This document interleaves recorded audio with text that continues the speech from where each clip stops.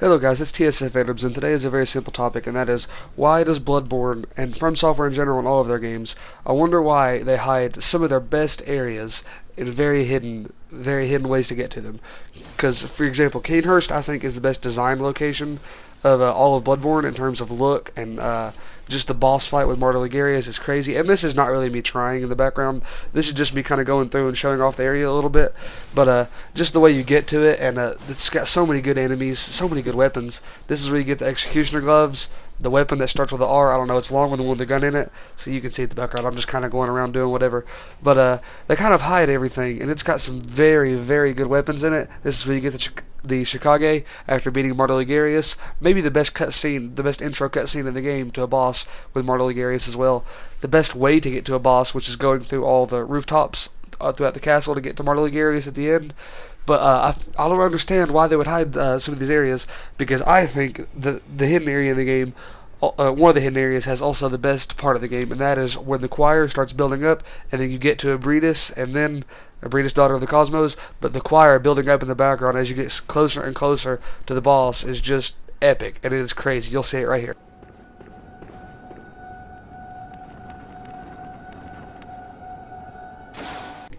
It's just epic, and I didn't want to show the whole way to getting to Abridis, because it's not very a long process, but it's not very entertaining. It's just the choir in the background and really one or two enemies, but it's just very well hidden. Abridis is one of the best bosses in the games, with some of the best lore coming to it. Also, you get to fight celestial emissaries in Upper Cathedral Ward, but I mean that's honestly might be the worst boss in the game, honestly.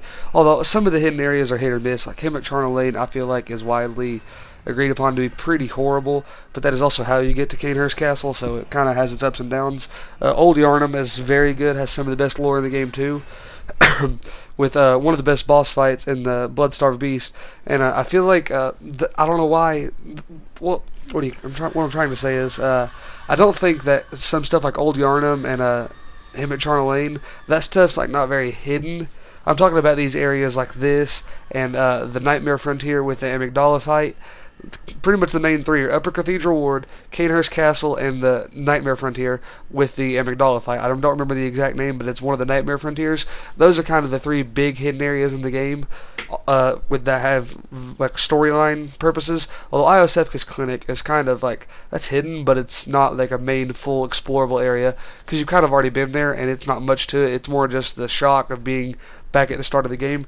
But I just think it's crazy that they hide some of these areas, and I think the reason they do it is because, like I said, I think Cainhurst Castle is the best area in the game, and it has some of the best enemies right here. You can see the rooftops getting to Martyr Ligarius is just amazing, and I think they hide it just to make you want to explore, because they could put these amazing things in the main game, although they could also but then you wouldn't want to explore as much. When you know there's stuff like this, every From Software game that comes out, the most viewed YouTube videos for it is the exploring, and it keeps the community alive longer, and it really makes, like, I've had people, I have a cousin who plays this game, and he doesn't know about any of this, and just me showing him some of this, and when I first showed him how he can get back to Iosefka's Clinic, or Yosefka, I don't know how to pronounce it, I've heard people say it different ways, but just showing him how to get back there and his reaction, it just blew his mind. And being able to, like, I was sitting with my friend for like an hour yesterday, and he knows a lot more about this game than I do, although like, he hasn't played it as much, he's just watched more YouTube videos about it, but him explaining to me how to get to Amygdala, and then the guy pushing me off the cliff at the end, and him explaining the backstory to that, like, it's just crazy, all the hidden stuff in this game, and it just makes you love it and appreciate it even more. And that is one of the reasons I think Bloodborne is the greatest game ever, is because just the main game is 50 or 60 hours long, although if you want to do the extra stuff and all the challenge dungeons, it can near double, maybe even more than double the playtime to this. And say, look at Martyr Ligarius, this boss fight arena is awesome. Right here, I'm not even trying, I'm using the Ligarius wheel, but still, he might have the best boss design out of any of them, and it's just crazy. He has a sick fight, and you get has a really cool lore implication at the end too, and you get a great weapon for meeting him, and I feel like I just love how it's hidden, and it makes you want to explore, and you never feel like you're wasting your time if you're going through a back area. And other games, say like Fallout 4 especially, like I could be doing some stuff, and there's some very good areas where you can find the alien and the alien in the cave, and you get his weapon. Some of that stuff's really cool. But there's other times where it's just raiders after raiders at factories, and there's nothing to it. Skyrim especially, it can just be bandit camps after bandit camps. It's not a 500-hour game. It's not an open world like Skyrim or Fallout or Witcher 3, but there's nothing wasted. Every area in this game has new weapons, new boss fights, very few recycled enemies. In the Nightmare Frontier, enemies are recycled, but they're upgraded because of the Bell Woman, and then after you kill them, they go back to where they were at the end. And I feel like that's just that's a neat idea, which I like, and it makes you even get to fight some bosses later on, and like that aren't even bosses anymore, like the Shadows of Yharnam.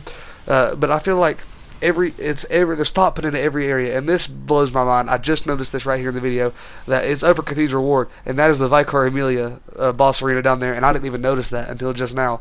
Like, I was just walking and I saw it, and I thought that was crazy. Just the thought put into every area, and they make it so interconnected. Like, it's not like this is disconnected from any other world. Like, every part of this game is put on a path to where it is, like, you can look at a map and see where everything comes from, and I feel like that is very well done, and the thought put into every area is just amazing, and it makes you want to explore, and that is one of the reasons I think Bloodborne is amazing, although I wish it was a little more accessible, because so many people want to experience these areas, and that really stinks to me, because it's some of the best areas in the game. But thank you for watching. Be sure to let me know your thoughts, and be sure to like and subscribe, and tell me what your favorite area of the game is. Mine is Cainhurst Castle. Thank you for watching. Peace out, guys.